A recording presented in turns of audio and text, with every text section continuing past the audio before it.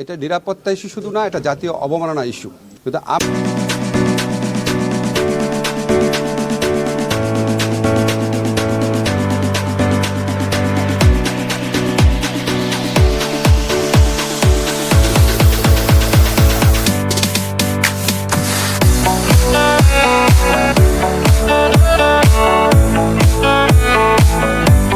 আমাদের ক্রিকেটারদের নিরাপত্তা, বাংলাদেশের নিরাপত্তা, বাংলাদেশের মর্যাদা, এটার প্রশ্নে আমরা কোনো আপোষ করব না।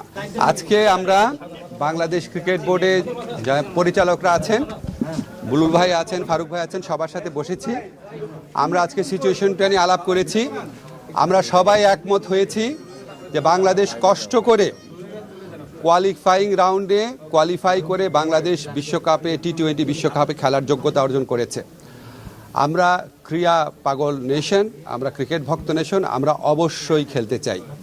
কিন্তু এটা আমাদের জাতির অবমাননার বিনিময়ে আমাদের ক্রিকেটার এবং আমাদের দর্শক, আমাদের সাংবাদিক, তাদের নিরাপত্তার বিনিময়ে, দেশের মর্যাদার বিনিময়ে আমরা বিশ্বকাপ ক্রিকেট খেলতে চাই না। আজকে আমরা আইসিসি থেকে যে চিঠিটা পেয়েছি, সেই চিঠিতে পড়ে আমাদের কাছে মনে হয়েছে ভারতে যে প্রচণ্ড একটা নিরাপত্তা ইস্যু তৈরি হয়েছে বাংলাদেশি ক্রিকেটারদের জন্য, সেটা তারা রিয়ালাইজ করতে সক্ষম হয় নাই।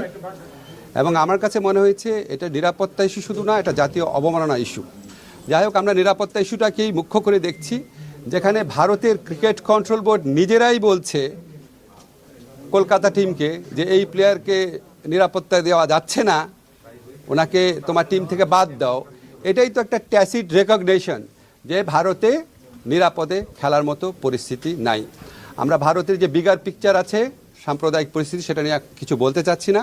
কিন্তু আমাদের ক্রিকেটারদের নিরাপত্তা, বাংলাদেশের নিরাপত্তা, বাংলাদেশের মর্যাদা, এটার প্রশ্নে আমরা কোনো আপোষ করব না।